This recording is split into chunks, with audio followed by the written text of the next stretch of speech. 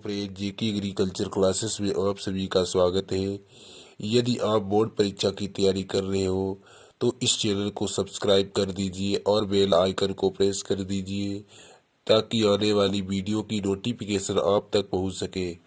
इस वीडियो में आप सभी को बताएंगे प्राकृतिक आपदाएं, जो कि बहुत ही इम्पोर्टेंट लेसन है, जिससे संबंधित प्रश्न यूपी बोर्ड परीक्षा में 4 से 6 नंबर के बीच पूछे जा सकते हैं और पूछे जा चुके भी हैं।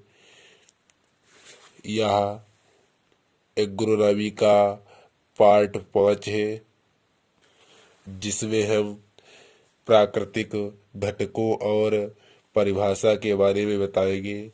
चलिए ना वेट करते हुए वीडियो को स्टार्ट करते हैं। सबसे पहले हम देख लेते हैं कि प्राकृतिक आपदाओं के डिफिनेशन के बारे में, कि इसकी परिभाषा क्या होती है। तो हम लिखते हैं प्राकृतिक घटकों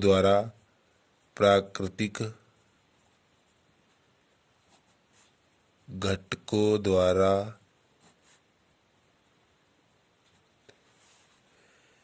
जीव जंतु प्राकृतिक घटकों द्वारा जीव जंतु और पेड़ पौधे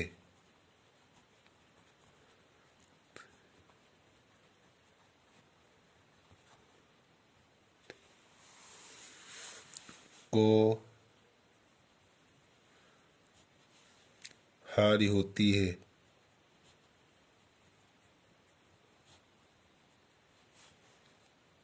यही समस्या जब विनाश का रूप ले लेती है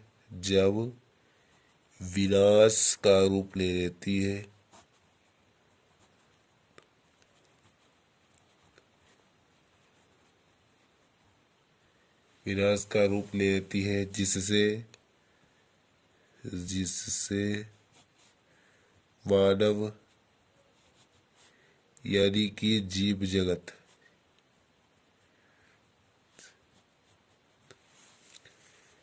का संभल पाना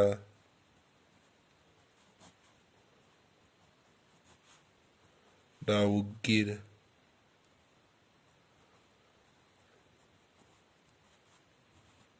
हो जाता है।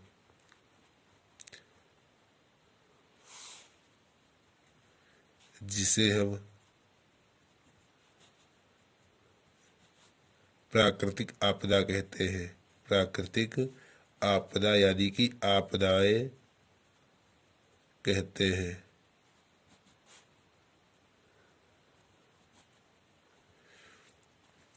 इस प्रकार आप परिभाषा लिख सकते हैं। आपको बता दें कि प्राकृतिक आपदाओं को ही दैवीय आपदाएं भी कहते हैं।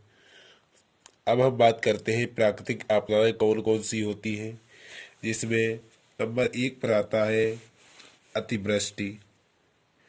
नंबर 1 यानी कि अतिवृष्टि।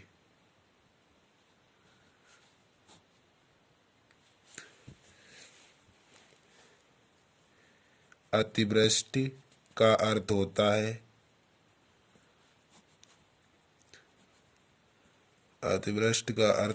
है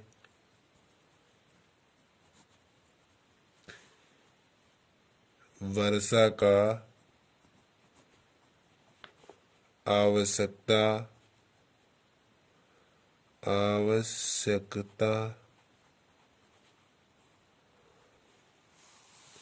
से कहीं अधिक मात्रा में होना।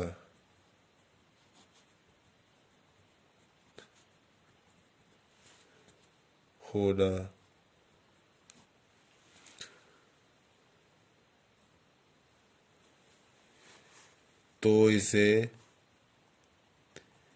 अतिवृष्टि कहते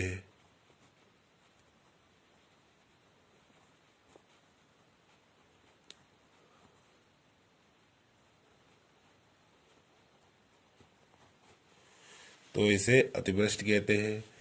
नंबर 2 पर आता है नंबर 2 यानी कि बी पर आता है अनावृष्टि। अनावृष्टि, अनावृष्टि किसे कहते हैं? वर्षा का ना होना यानी कि सूखा पड़ जाना ही अनावृष्टि कहलाता है। वर्षा का ना होना या बहुत कम होना, या बहुत कम होना अनावृष्टि कहलाता है।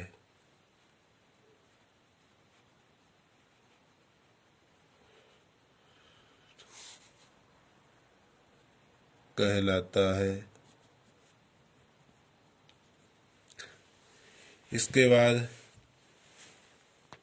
नंबर सी पर आता है ओलावृष्टि या उपल वृष्टि।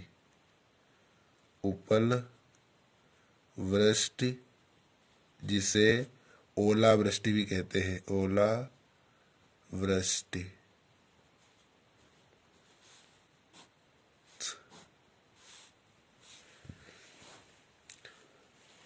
कई बार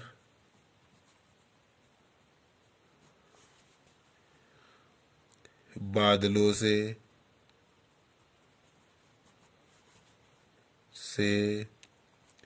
जमी हुई जल की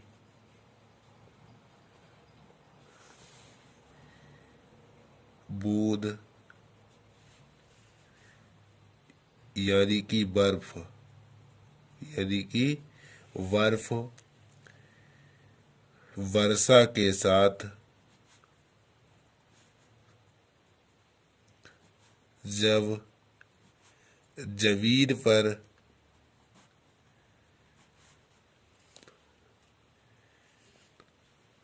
छोटी छोटी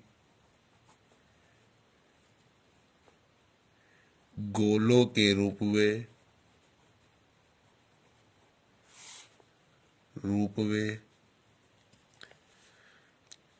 जमीन पर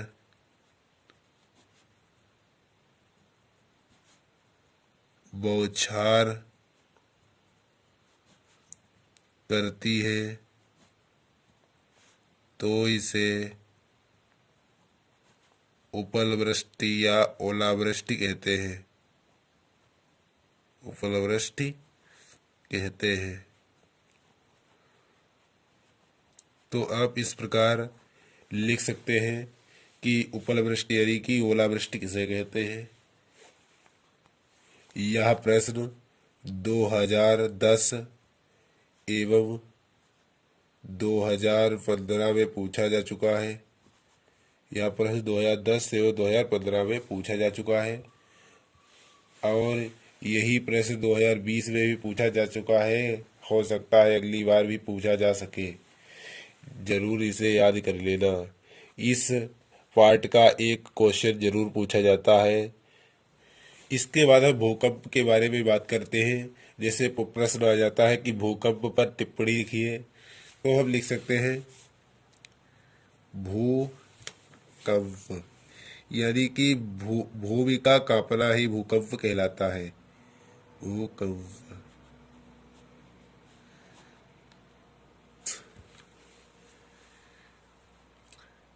साधारण शब्दों में कहें, साधारण शब्दों में कहें, भूमि का कांपना ही भूकंप कहलाता है। कहलाता है।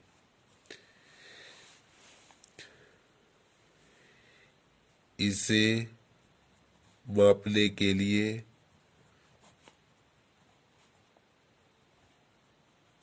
रिक्टर स्केल का प्रयोग किया जाता है। रिक्टर स्केल का प्रयोग किया जाता है। यदि आपसे प्रश्न 1 नंबर का पूछा जाए कि भूकंप को मापने के लिए किस पैमाने का उपयोग किया जाता है, तो आप लिख सकते हैं रिक्टर पैमाने का उपयोग किया जाता है। इसके बाद हम बात करते हैं भूकंप यानी कि दैवीय आपदाओं से हानियां। दैवीय आपदाओं यानी कि प्राकृतिक आपदाओं से क्या क्या हानियां होती है। दैवीय आपदाओं से हानियां। दैवीय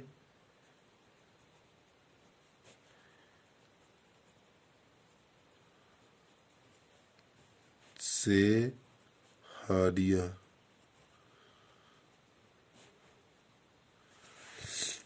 नंबर 1, जन धन की समाप्ति।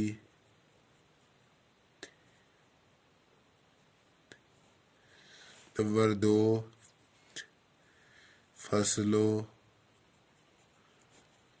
का नष्ट हो जाना।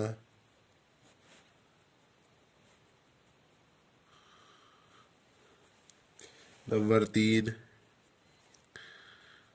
मृदा अपरदन का होना। नंबर 4,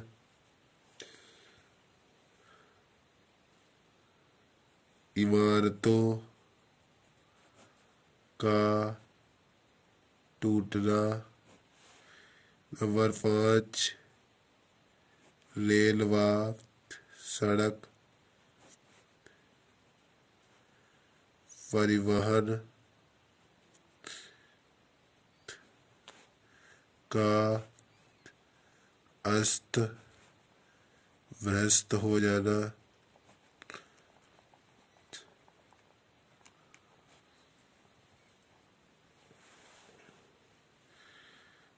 नंबर 6, पर्यावरण का असंतुलित हो जाना।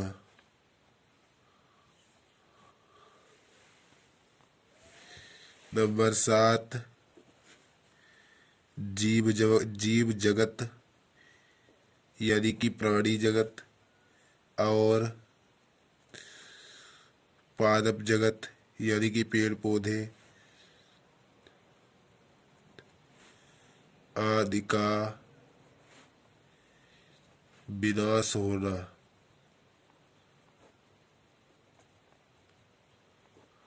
तो इस प्रकार दैवीय आपदा यानी कि प्राकृतिक आपदाओं से बहुत हानियां होती है और कुछ सभ्यताएं भी नष्ट हो जाती है। इसके बाद आप याद करना प्राकृतिक आपदाओं के रोकने के उपाय। यह वही प्रश्न जो बहुत बार पूछा गया है। नंबर 1 पर लिखते हैं पेड़ पौधे पेड़ पौधों की अंधाधुंध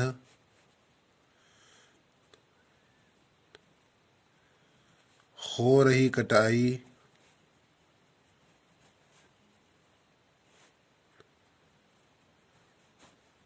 पर रोक लगानी चाहिए।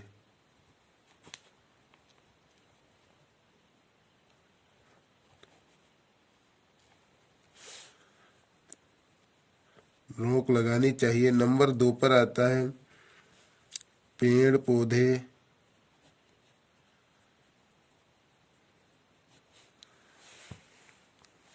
अधिकाधिक लगाना चाहिए।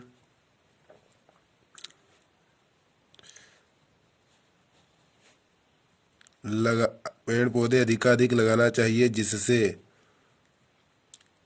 जिससे वातावरण का संतुलन ना बिगड़े। नंबर 3, जल को संरक्षित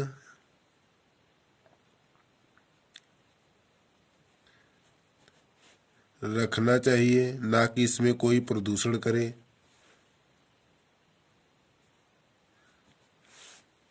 नंबर 4, छोटे बड़े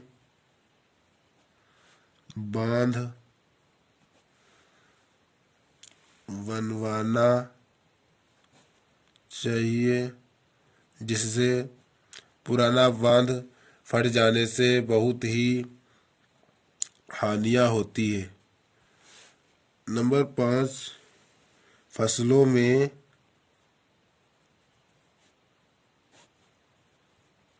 फसल चक्र अपनाना चाहिए।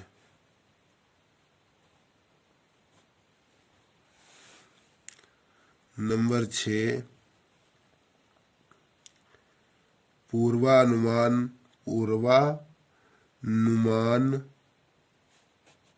की सुविधा होनी चाहिए, जिससे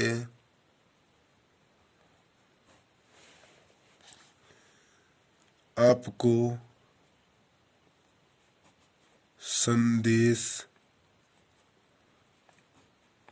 मिल सके।